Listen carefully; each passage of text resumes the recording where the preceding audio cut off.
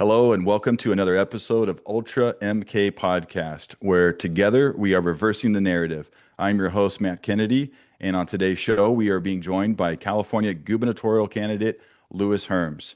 Louis Herms is fighting for the children within the state of California by exposing the corruption happening within the CPS and foster care systems, as well as fully understanding what the deep state apparatus looks like within the state of California.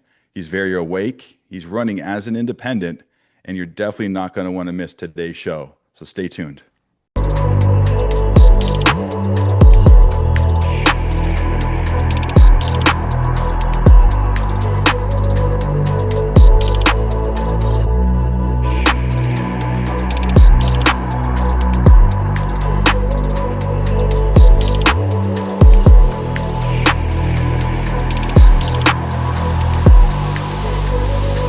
That is our obligation, to inform and alert the American people, to make certain that they possess all the facts that they need and understand them as well, the perils, the prospects, the purposes of our program, and the choices that we face.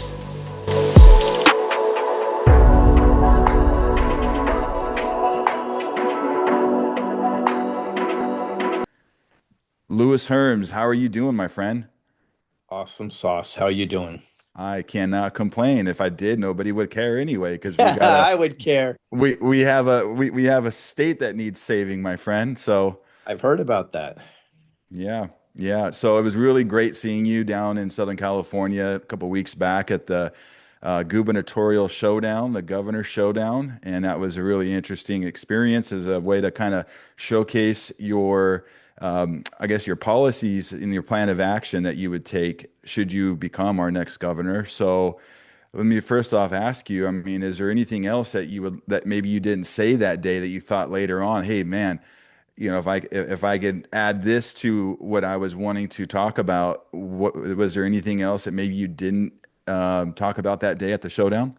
No, I never have any regrets. I said, God gives me the words, and whatever comes out, comes out. It was meant to be in that time, and then, we'll figure it out later. So I don't deal in regret generally. No, that's good. Now you seem like you're extremely well versed to what the state needs. I mean, you're a native, right? You've been in California your whole life. Yep. So I you stepped out for remember, about a year, but that's it. I've been here for about 60 years. yeah. So, I mean, you saw the slow moral decay of culture within our state of California. You've seen the policies and all of the legislation that has been of changing over time, and who's been behind some of these problematic policies that have been implemented in California. So let's talk about, should you become our next governor, what are some really important plan of action policies that you would start on right away? Well, immediately I would start holding our political class and our civil servants accountable for not doing their jobs. Because they need to understand. See, so when I grew up in the 70s, I was born in the 60s, but grew up in the 70s. And it just hit me when you were saying this. I would walk around daily with bare feet. All my friends would walk around with bare feet. Now, CPS can pick you up and take you out of your home and send you to a foster care because you have dirty feet. I mean, the transition from where we were to where we are is this massive construct, and it's intentional, right? So we have to re-educate the public on exactly what's going on, and there is virtually nobody in the political class and government that has our welfare at benefit. And it's supposed to be exactly the opposite, right? So we're already producing a website right now that is Exposure California, which is going to be out in a couple of weeks. And what we're going to do is we're going to expose the baddies, the ones that are stealing children from CPS, trying to chemical castrate kids, judges that are corrupt, money laundering within our school system and within our government. And that will be a part and parcel of what we're going to do day one. So day one, we're going to go after the baddies.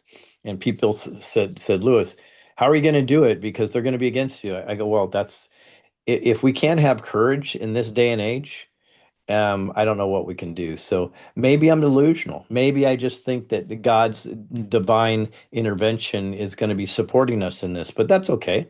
You know what I mean? Because if for some reason I'm taken out, maybe somebody else will pick up that flag and run with it. But somebody has to start somewhere to holding these criminals accountable, and we're going to go after them hard because if it's not for the people, it's not for the children, we're not interested in it. So that's going to be day one. And that's going to be in regards to, we already are working on putting together a child trafficking task force as we speak. So we're going to implement that day one. We're going to have a sheriff symposium where I bring all the sheriffs together. And they need to know, just like my website does, Remember Your Oath, that they either do their job and they're held accountable. I mean, if they do their job, they're supported. If they don't do their job, they're held accountable. So very simple principles, but we're going to go headfirst into this. And in addition, we're going to super doge the budget, the California fake budget, which is all waste, fraud, and abuse, at least 70%. And that's going to free up a lot of funds to do some wonderful things. Well, it seems like the old saying, follow the money, makes a lot of sense, especially with um, planning out how you're going to help this state get back on track. Because if you can follow the money, it leads to all different types of corruption, whether it be human child trafficking happening within the state, or how they've been mismanaging other federal funds, or how they're maybe moving money between NGOs to launder money within certain relationships that they might have. So with the child trafficking stuff, it seems to me like you're saying that the CPS and the foster system has been weaponized against the citizenry. Is that what you're finding? Absolutely. Absolutely. And it's a follow the money thing too, because so if you can rip a child out of the arms of their legal parents and put them into the foster care system, it's worth about $100,000 a year to the system. And a lot of people get paid through that system. There's even judges that have foster care facilities. How could that possibly even make sense, right? The attorneys are invested in this. The attorneys make a lot of money just showing up to court and getting these cases to keep going on in a circle. And this is what they do. They give hope to the parents and then they don't do anything. It keeps going on in a circle because they get paid, they get paid, they get paid. Our system is about milking as much money from we the people as possible, right? But let's look at some common sense. And I know this is crazy. We shouldn't be talking common sense right now, Matt, but uh, let's do it because I kind of believe it's more the Occam's razor, or whatever is the simplest and makes the most sense. So it cost approximately $2,500 to either re-educate or help a family out that would retain their child in their home. And that's at a 90%.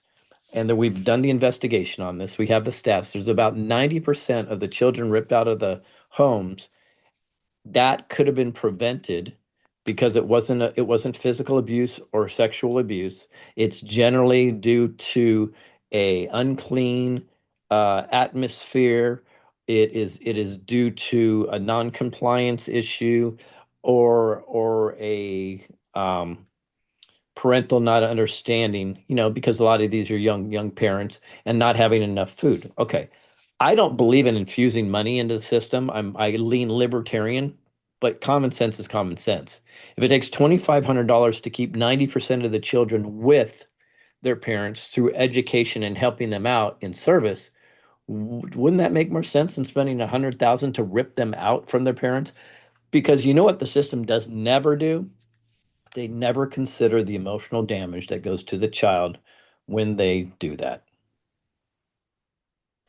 Yeah, and it's wild, and to learn that what ends up happening with these children, because they do end up being placed within foster care, but then they're left to be vulnerable, right, to predators and people could be grooming them or conducting in misconduct and trying to sexually exploit these children, right? Is that what some of these cases can lead to? Yeah, we're even investigating foster care right now that has an active fight club for the teenagers to participate in. I mean, Wow. it is about as sick as can be. Investigating another one that seems like there's a couple foster care homes that are actually run by illegals. Somehow that slipped through the system. You know, these people don't. It's like a lot of people that run the senior homes. They don't have the best interest of the person there. This is a financial interest. So if they're trying to maximize their profit, what do? They minimize their expenditures. This is just business 101. If I was running a foster care home, I would do it out of the love of the children. And many still do, right? I don't want to defame those. Many still do. But there is a slew, probably over 50%, that are running foster care homes and running senior homes because of the profit they get. Okay. So if there's a profit that they get and they're running it as a business expenditure, you you do not have any care for the commodity, and the child is a commodity to them. The senior is a commodity to them, right? Just think about that mentality, and that's exactly what it is. Let's say they can average $800 a profit a child. Well, what are they going to have to do? They're going to probably say, okay, how can I squeeze it to make it even worse? I'm just going to feed the kid rice and beans maximum, maybe twice a day, right? They're not going to get any joy whatsoever out of life. Why? Because that would cost me money. This is the way we have to look at it. That has to get eliminated immediately, and we're going to come full force after the system that enables that. It seems like there's different layers too of child exploitation and child trafficking because I mean that's just kind of one arm of the octopus of how they're exploiting children in the state because I know that I mean although our current administration and President Trump has done a great job closing off the southern border, people have forgotten about it seems like all of the missing children that while the borders were wide open have gone missing into the country. And a lot of people speculate that, you know, California and these our border states are probably harboring most of the missing children, or a big fraction of those, you know, hundreds of thousands of children that came across our border. So, you know, in your, I guess, you know, in all of the research and the documentaries that you've done on the southern border up until now, can you tell us more about how, you know, other underground or dark money syndicates are still moving children in and about the state of California, whether it be along the main arteries, 99, Highway 5, or through the ports, the port system, Long Beach, Oakland. What can you tell us about the dark money side of child trafficking in Well, California? all of the above and underground. And that's the one thing we miss. So when I investigated the southern border, I went down there and I interviewed a bunch of people that were actually sitting on our side of the border, but they were illegal. And why were they sitting there? I think we counted over 200, 210 of them in one section. They were waiting for Border Patrol to process them. They were sitting there for 2 days with food. They were all healthy with food. Um, the Red Cross supplied blankets for them. I mean, they were having a good time, just sitting waiting for Border Patrol to pick them up and get processed into the country. You know what we didn't see out of that 200? We didn't see more than 7 women on that border. Hmm. Think about that. 7 women on that border. We didn't see anybody that seemed to be over 35 years old. We didn't see many children either. But we know the women and children were coming through. But what people don't talk about is you have a low value target and you have a high value target. The low value target are the fighting age men, where they just want to throw them in here as fast as they possibly can, whether it be for jobs to disrupt the system or maybe even have some form of real insurrection against us, right? Internally. That's one way. But the high value targets, the children and the women go underneath the border. That's why you don't Mhm. see them there. So people think they're not coming through. It's an absolute myth. The tunnels underneath the border are extravagant. I don't know to this day that they've been cut off. I do know that the cartels have shifted their operations dramatically from drugs to humans. And it's because they can't make money on selling a drug more than that one time of use where they can do it, make it money up to 40, 50 times a day on a person or a child. Think about that. 40 or 50 times a day, even if it was 10 times a day. So the money that they can make from using a child or a woman as a commodity and sometimes young men is huge. But there's so many facets of this. So they just had a huge, huge bust in Camarillo, California, at a pot farm, and people were screaming, "Oh my God, there goes Trump! He's just arresting workers." No, these were 14-year-old males that were working illegally. So what you have is this is child slavery at its peak. They use them for sex, they use them for this, and then they wear them out, then they harvest their organs. And if people don't want to hear this and they want to go blah, blah, blah, well, they are part of the problem. It's time that we scream this from the rooftops, because if we don't voice the truth, we're not going to fix the problem. And we can fix the problem, but we need to be honest and open about what's really going on. And this is the largest economy in California by far. It's not even close. Yeah, you bring up a good reminder to the method in which they're able to smuggle humans and children into the state or into the country. Because I even forgot back when under President Trump's first term, when they were going to start building the wall, that they were finding tunnel systems that started in places in Tijuana, and they would pop up in San Ysidro or in other parts of East San Diego into a home, and you wouldn't even know Yep. where that there was an opening underground. And then recently with the drug boats that are coming into the Gulf of America that they are targeting, to take out. But you have Pete Hegseth talking about, or even President Trump talking about them using submarines. So it's like with us being an ocean state, I'm curious to know, are they using submarines at this point? I'm wondering if they're looking into that as well. I think they are looking into it. If Pete already mentioned it, and yes, we have been told they've been using submarines for several years. These are interesting looking submarines too, from what I've seen. They generally have a pilot, uh, two people that are weaponized, one on either end, and a ton of children and smaller cargos, so because they can carry more value, if that makes sense.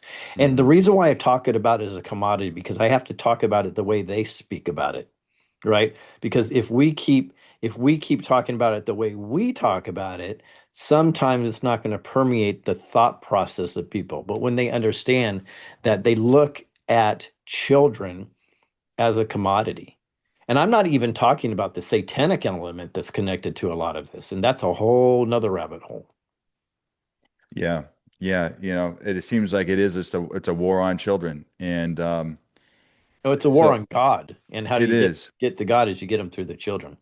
That's right. No, that's right.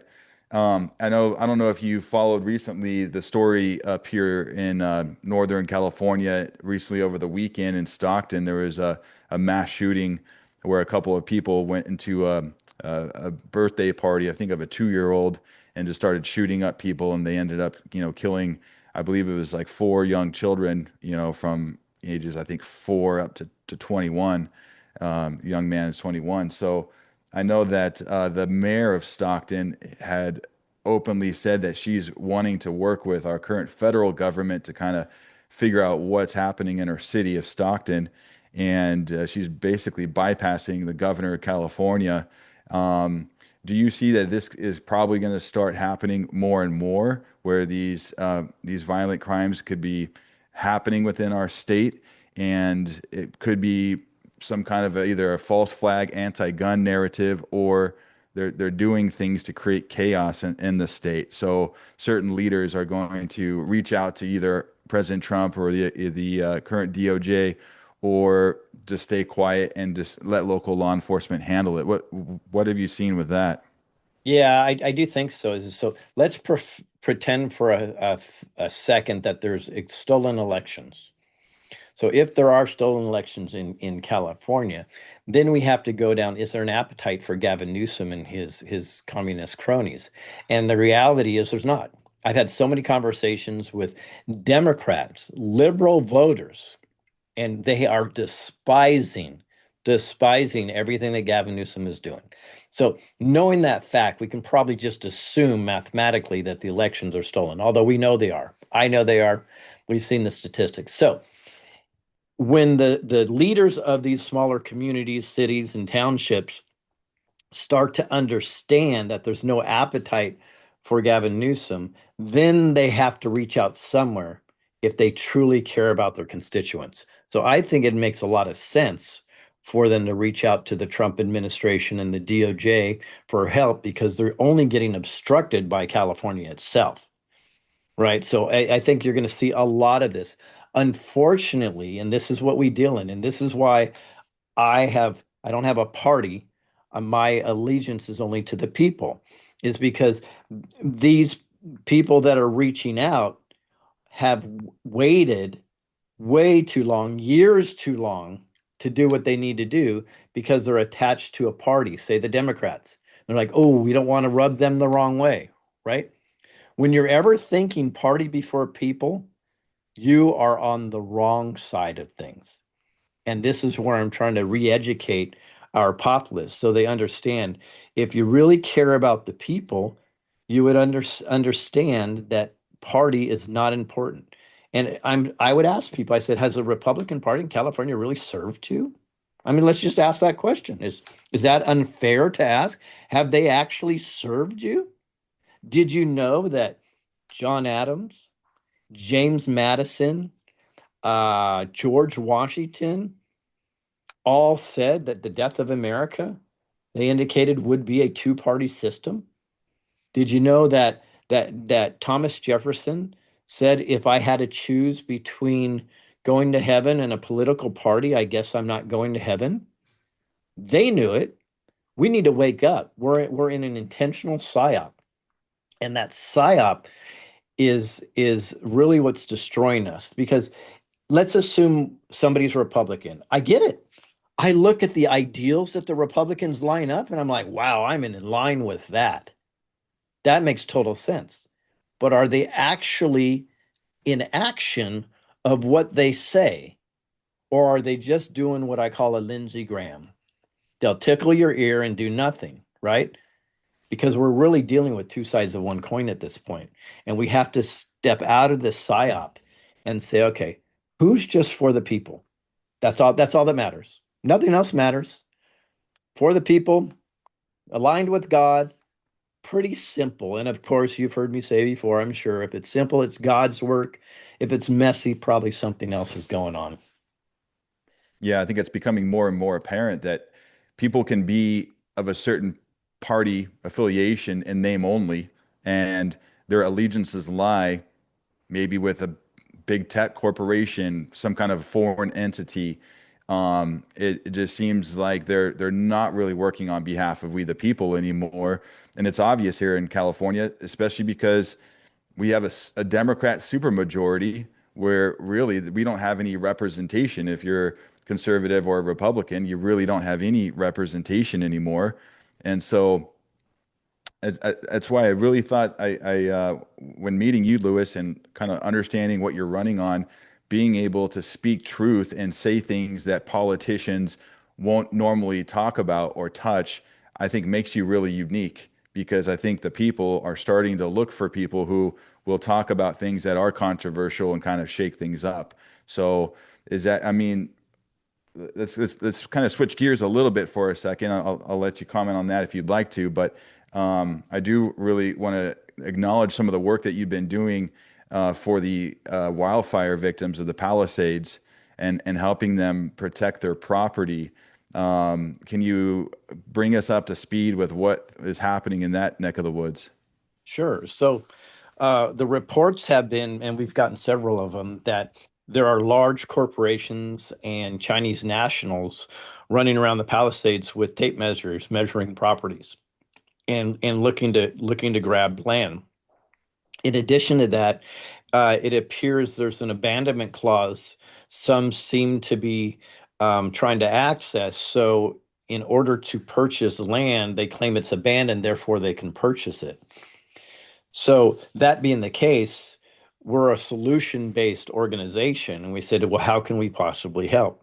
So what we did is we put out a claim of property, an affidavit, and it was actually written by my attorney, and he's amazing. So it's an affidavit that, if summarized, says Here's my information, right? They write it down. Here's the proof that I own the property, and I would never abandon my property because I was burned out of it, right? Why is this important? Because then they put all this information down on this affidavit, then they get it notarized and send that into the county. So now when there's a title search, this pops up, there's a claim of property here, right? So now there's a claim of property. They can't claim abandonment. Why is this so important for them? Because there's a massive land grab that's happening in the Palisades. Looks like it may start to happen in Altadena. It's already happened in Lahaina in Hawaii. So if there's a massive land grab, what they want to do is their intention is to build these large low income communities and or smart cities. Okay. In order to do that, they have to build contiguously, meaning they have to purchase a lot of land at the same time. If we just got 1 out of 5, and this costs zero, we're not charging for this. This is up on our website, hermsforkelly.com/palisades. It's free. This is the way we do our work. We're not charging for it. If just 1 out of 5 landowners in the Palisades that were burned out fill out that affidavit, it stops the land grab because there's no incentive for them to buy 3 or 4 lots at a time when they need to buy 20, right? They can't build on it the way they want to build on it. So these are very easy solutions. This is the same way that we are going to run the government, very simple, common sense solutions, but that stops that dramatically right there. Everything's on the website. They'll even be able to get all their lot information, their title information. They'll be able to put it in there. And I believe we even have links to notaries. We don't know them, but we're just sending you over to them. Very, very simple. So I would recommend anybody do that. But this is the way a governor should run things. They should be doing everything they can for we the people. So when we saw this, we're like, we're not going to have this. And we're put a stop to it. By the way, I'm guessing China's not very happy with this, but that's okay. Yeah, it seems like if you can just go back and over the last, what was it, 10 years maybe of Gavin Newsom being governor and see all the things that he implemented, there's so much work that needs to be done to kind of undo all the things that he broke. So you're definitely going to have a lot of work cut out for you. Um, when it comes to things like farmland and foreign nationals, i.e., the Chinese Communist Party buying up California farmland, how can we fix that problem? Well, here's the good news. As of yet, they own a very, very small percentage of it. But if you look at their trends in other states, they're up purchasing from 2010, 350% of where they were. So the trend is that's a scary trend. So that shows intent, right? And they've also purchased a lot around military bases also, which is a concern for me for sure. Now, I'm milling around an idea. So there's not policy yet, but I'm milling around an idea that anytime a foreign entity wants to buy something with inside the state, we should a we should be able to do a competitive public bid for that, whatever that property or business is, within somebody from a business within inside of California. And if they can't match or beat that bid, then within the United States. And then only maybe we'll consider it after that. That would prevent a lot of this from happening because it does 2 things. One thing it does is it gives a Californian and somebody from America an opportunity to support a Californian, which is awesome. The other thing it does, though, it makes it public knowledge that a foreign entity is trying to buy something up within inside of California. I believe that would put a huge stop to this stuff because in general, my guess is 70 to 80% of the people would be against that. But again, it's like child trafficking. You need to bring attention to it. So how do you do that? There has to be public. Sorry, you have some foreign entity coming in to purchase something, that has to go public. Has to So be exposure and transparency and making absolutely it easy for people to find fact check, right? They will always talk about fact checking stuff. right. you're kind of making this information more open source for the public. That's it. And it also gives an opportunity for the people to say, okay, well, I may be interested in that property, or maybe I would love that business. And I don't want a foreign entity come in and buy it because you know what? We truly are the melting pot. We truly are the most immigrated country in the world already, legally. So let's let a legal immigrant that has gone through the process and gotten their citizenship, maybe they can invest and build a beautiful business or something here. Why do we want foreign nationals outside the country owning anything within the country? I don't get it. And I know a lot of people would dispute this. They'll say, "Oh, well, then they're going to do the same thing for us in other countries and so on and so forth." I go, "Really? I think the tariffs are working out pretty well for us. People like that American dollar. You Yeah, know, that's for trust sure. trust me." So I think we're going to be in good shape. So some questions like I thought about before this interview was like, let's say you get the governor position. You still have a ton of legislators that do not agree with the way that you would run the state, and they're probably going to try to hamstring things. What would you be able to do if even if down ballot and all these other positions within California government, if those people are still in place, are still in power, what can you still do? I think it's a great question, and a lot of the gubernatorial candidates struggle with this because you're not wrong, right?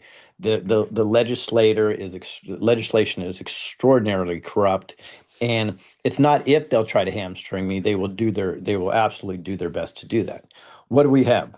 We have something they don't have. We have the microphone.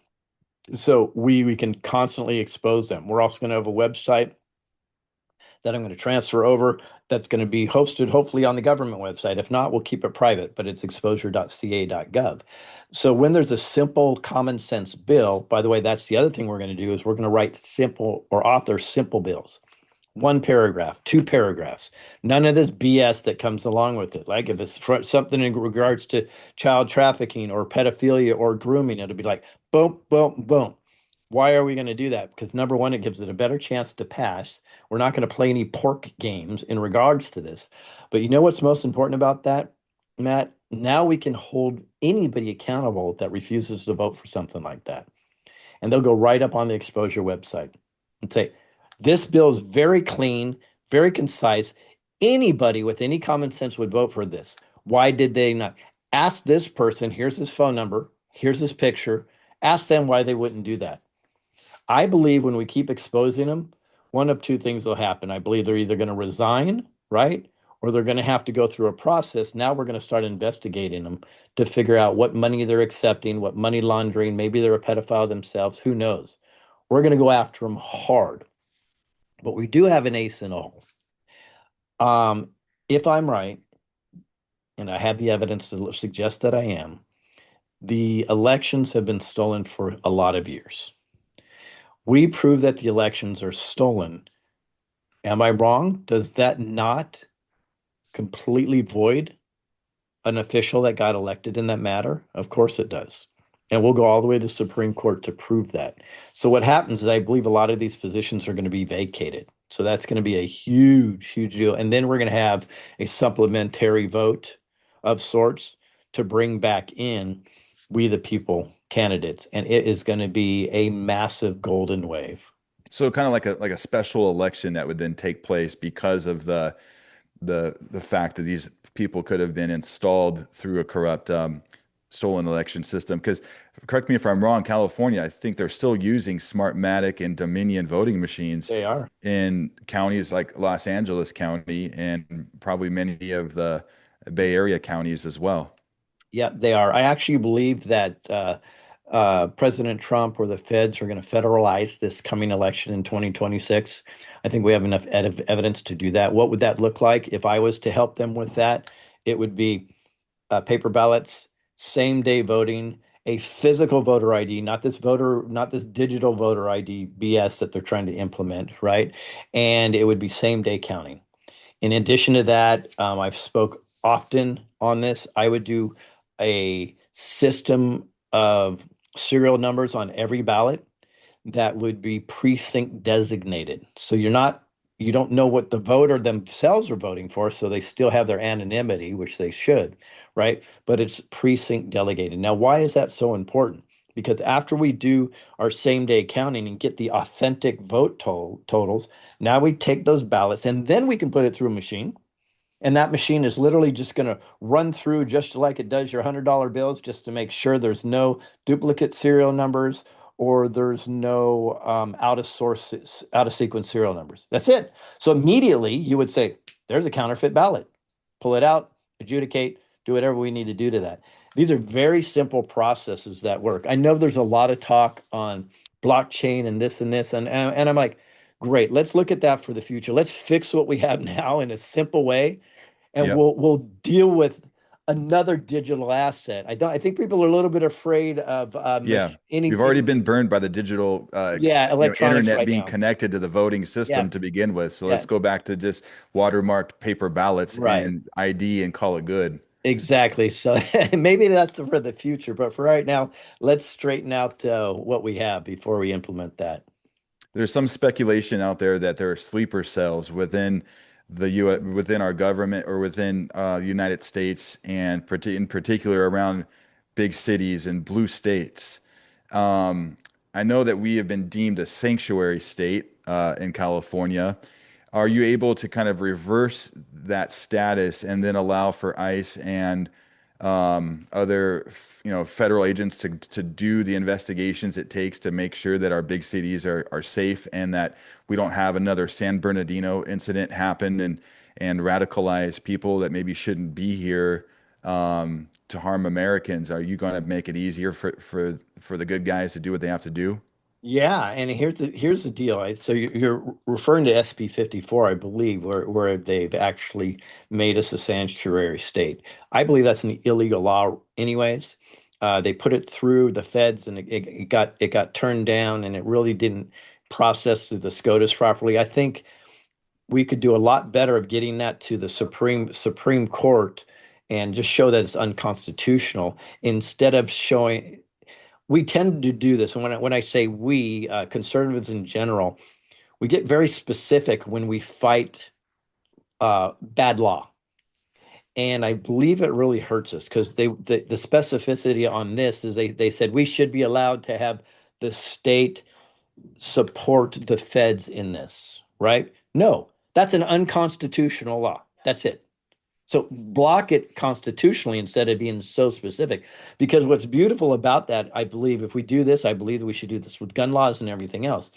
If we're more vague going in, they have more chance. They have to hear it, right? If you're so specific on one thing, they can make a decision before even hearing it. And I think that's a huge mistake we've been doing for a long time.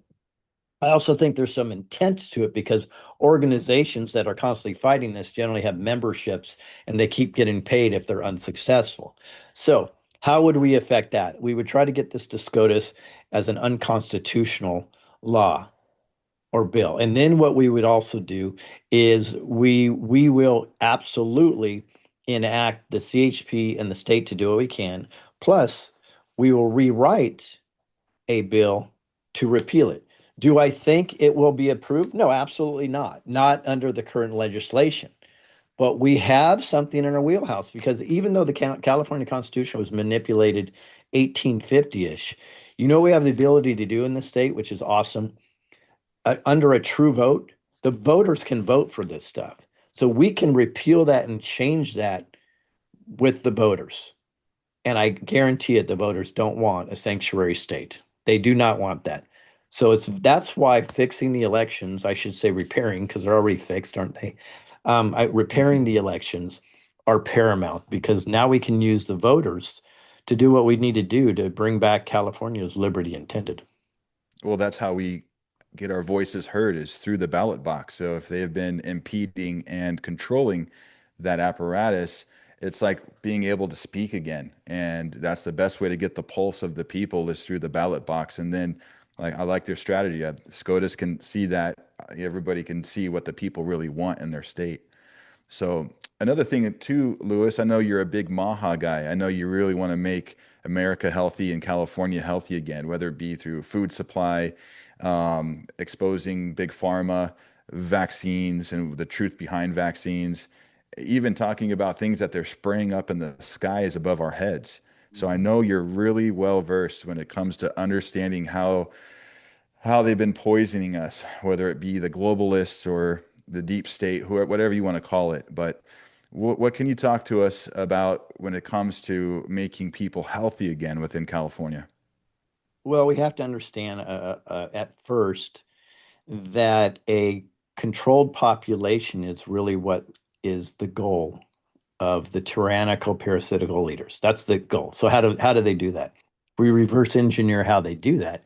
They try to attack your brain, your pineal gland. Okay, because if they get your pineal gland attacked, then you don't resonate at the level and you have a lack of discernment. Okay, by the way, these are not conjecture anymore. These are scientific conversations. So if we can do that, but then what else? How else can you control people? You got to keep them as busy as possible, right? Keep as many messages going through their head every day so they're like, they Yeah, can't and tax think them to straight. death. So they're always worrying about paying Yep. taxes and paying their There you bills. go. Then you tax them to death.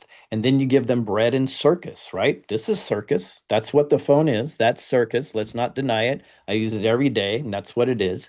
And of course, bread. Now, what comes with the bread in the state of California is sad. And when I say bread, I'm talking about virtually all food, is it's poisoned because a sick population can be a controlled population. For us to think that this is accident or just money anymore is ludicrous.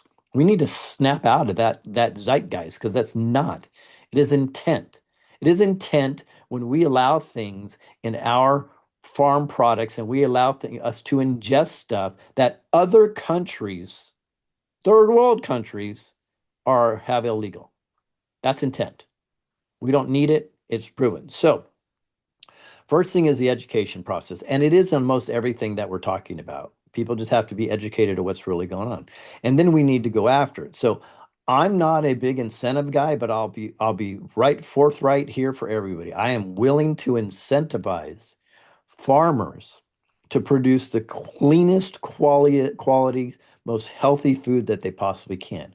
Because ultimately, the value in that is exponential. Because when our health and our vitality goes through the roof, so does our production, so does our economy, so does everything that we can do as Californians. We should be leading by example in California, but we're the opposite.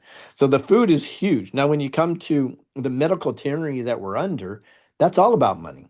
I mean, some people could say it's about population control, and they have a decent argument with that. It's definitely about money as well. So let's just look back. Let's just take big pharma and I'll generalize. Let's assume that on this planet, God has created a cure for everything that we have. That's probably natural somewhere. If it's not found, it can be found. Let's just say, maybe that's just crazy talk, but I don't think it is.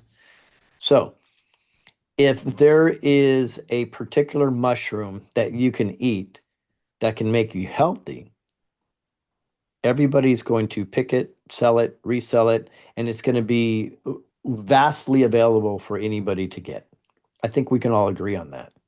So if big pharma gets a hold of that mushroom and they know how successful it is, what they do is they have to synthetically reproduce it. Why do they do that? Because they need a string, like a DNA string, that shows that it's our product now that we can patent. Why would they want to do that? If they patent, they control the market, they can charge whatever they want for it, and people are trying to grab that. The challenge is anything that is synthetically reproduced, anything, the body doesn't look at that as medicine. It looks at it as poison. Therefore, it has a side effect. That's why you'll see a 30-second commercial on the benefits of a pharmaceutical product, and the next minute and a half is telling you the side effects. Now, if you have side effects, what do? Well, our doctors, whose education is 3% in environmental and nutritional basis, they'll tell you take another drug and another drug and another drug. It's a self-perpetuating system, and it only benefits the person selling it. It does not benefit the end user. So it's very easy. So we just need to, again, Educate the populace. If 80 to 90% of all of our health issues are nutritional and environmental, why in the world do we put all our faith in a doctor that has less than 3% training in that area? Why? Hmm. No shade on doctors. They're being trained by the Rockefeller realm of the medical industry. They don't even know what they don't know at this point. But it's time for us to wake up to this because a healthy, vital society is going to be incredible for everybody. Incredible for everybody. By the way, sick people sometimes become very nasty people. So we're just going to be a happier society if we're healthy. Yeah, no, I totally agree. That's great. That's why I think you're going to appeal to a lot of the people in the middle of the political spectrum, especially because I think that's kind of like what makes California so unique. It's not, I don't think it's too far to the left, too far to the right, although they have us gaslit into thinking that the majority of Californians are way out on the left. That's not correct. Anybody that's traveled around the state of California like I have, and you start talking to people, people are just kind of middle of the road. They just want the truth. They want to find information at a valuable source. They kind of have a BSO meter, and they can tell when people are Mhm. just feeding them a bunch of garbage that they want to hear. They're starting to wake up. So I feel that you have a really good chance in this race, Lewis. I know you have some more speaking engagements coming up. If people want to start following you, whether it be online or in person, and start coming to some of your engagements, where's the best place for them to support you and to listen to more about what you have to say? Sure. And I appreciate that, Matt. It's hermsforcali.com. That's HERMSFORCALI.com. And want to volunteer? Click on volunteer. Would you like to donate support because you think we may have something here? Donate to support or just follow along. Our events will be there. All our social media is on that website that you can click on it. And there's a lot of it, a lot of social media. And you'll also see something that's pretty unique. I've already put out 17 solutions to issues that we have in California.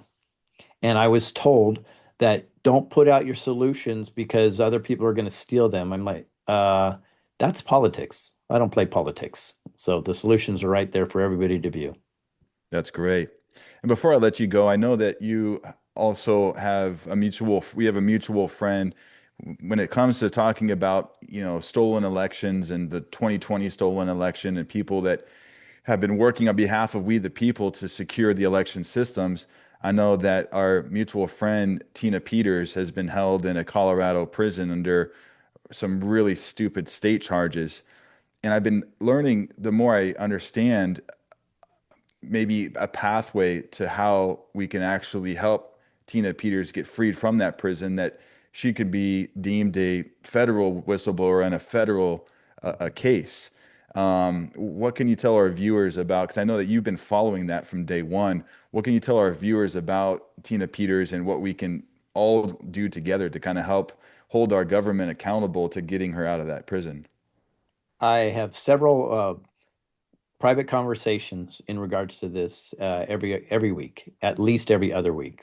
And I actually proposed publicly months ago that they should use the whistleblower laws in order to capture Tina and bring her out of there. I even went as far as saying that the Fed should indict her on something so they have an opportunity to pull that. I can tell you that a lot of my suggestions, based on conversations I had just 2 days ago with somebody who's highly involved with these cases and President Trump directly, is these are things that they have explored. And they're going for. I frankly will say this publicly. I have, for the life of me, I do not understand why the DOJ or the AG, by the way, those are the two entities that could do this, have not attached her to a whistleblowing case because they have the evidence and yanked her out of there. And to me, It's that's It's really disgusting. strange. Yeah, it's really strange because I think that MAGA, we're not stupid people, and we have been kind of watching the pattern. It's like, she's a senior, she's a Gold Star mom. Her health is diminishing. they're torturing her essentially in a prison. They are. And then time and time again, it seems like every 3 or 4 weeks, President Trump will post something on his True Social talking about the injustice with this case of Tina Peters and how she needs to become free. It just seems like that's falling on deaf ears. So I'm just everybody's kind of frustrated, like, what's stopping the DOJ and Right. AG Pam Bondi from doing something? I agree. And it's interesting because uh, I believe that President Trump's posts are almost seen desperate as if he has no control over this whatsoever. And I think it's right now, currently, it's a bad look on him because he screamed this at the top of his lungs several times and there's no action whatsoever. Does he have no control over the DOJ or the AOG or the AG or the FBI? I don't know. I believe he does. So I'm curious. Maybe there's some psychological operative going on here. Whatever it is, Tina's still suffering, and Tina needs to be taken care of. And not yesterday, but now. She is an American hero, and she holds the cards to proving election fraud. And this is why this is such a battle, in my opinion. Yeah, folks. So if you are watching this broadcast or listening on Spotify or iTunes or something, and you actually want to make your voice heard, as we the people, you can call the White House. They have a line that we'll put in the drop down below, a phone number that you can call into the White House. You can call the Department of Justice. You can even call a governor of Colorado. I don't know how far that will get you, but we'll put the numbers in the drop down below because it's important for we the people to stay on this for Tina. She is a patriot. She's a hero. It's if it wasn't for her, I mean, she's inspired people to really get involved again in our election system. And if we can't, like Lewis says, repair our election system, we won't have a fair election ever again. So, um, Lewis Herms, hey, thank you so much for taking the time today to jump on the Ultra MK podcast. And I'll be praying for you and praying a cover of protection over you, your family, your campaign, everybody helping you in your campaign. We'd love to have you back here again soon. I'll take it and I need it. Thank you, Matt. Appreciate you. Thank you, Lewis.